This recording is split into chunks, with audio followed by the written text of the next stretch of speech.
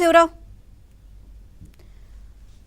ఇక మరోవైపు విజయవాడ సెంట్రల్ నియోజకవర్గ ముత్యాలంపాడు పోలింగ్ కేంద్రంలో ఓటర్లు తీవ్ర ఇబ్బందులు పడుతున్నారు. బూత్ నెంబర్ 190లో ఓటర్లు విపరీతమైన ఎండలో పడిగాపులు పడుతున్నారు.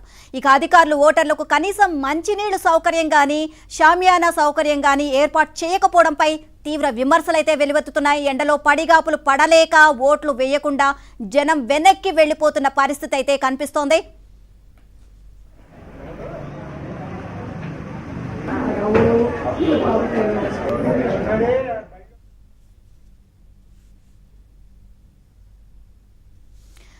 ఇక ప్రస్తుతం అక్కడ పరిస్థితి ఏ విధంగా ఉంది, సో అధికారులు ఎందుకు ఇంత నిర్లక్ష్యంగా వ్యవహరించారు, దీనికి సంబంధించి మరిన్ని అప్డేట్స్ మా కరెస్పాండెంట్ లీలాని అడిగి తెలుసుకుందాం. లీలా చెప్పండి, 190వ విజయవాడలో 190 బూత్లో అసలు సౌకర్యాలు సరిగ్గా లేవు, కనీసం షామియానా లేవు, ఓటర్లు చాలా ఎండలో ఇబ్బందులు పడుతున్నారని తెలుస్తుంది. ఓవరాల్ గా అప్డేట్స్ ఏంటి?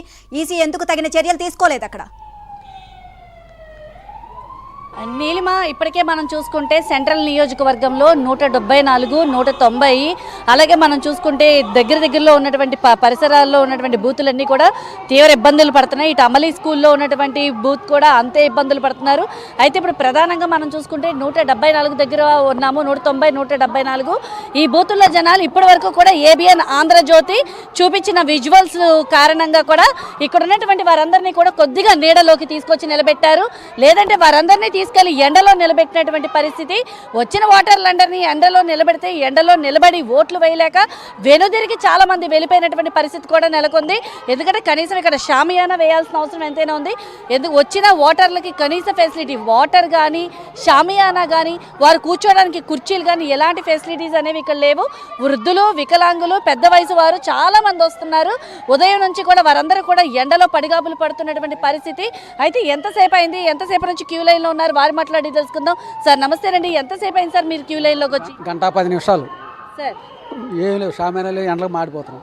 అది అసలు ఏంటంటారు, ఈ పరిస్థితి ఎలా అంటారు, అసలు ఎలా చూడాలి? మన దౌర్భాగ్యం అది. మనం ఓట్లు వేస్తామే తప్పు అసలు అది. అయితే సార్ ఈసారి ఓటింగ్ శాతం కూడా బాగా పెరిగింది, చాలా మంది ఓట్లు వేసేందుకు వస్తున్నారు.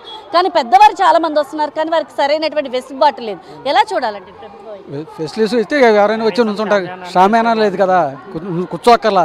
షామియానాలు ఉంటే బాగుండేది. మరి ఈ ఏజెంట్లు, ఈ రాజకీయ నాయకులు ఏం చేస్తున్నారో తెలియదు. మరి సార్ చెప్పండి సార్, ఎలా ఇబ్బంది? బాగా ఎండ మేడం. సో దీనివల్ల చాలా సగం వరకు ఖాళీ అయిపోయింది. అది కనీసం షామియానా కానీ డ్రింకింగ్ వాటర్ కానీ అరేంజ్ చేస్తే బాగుండేది.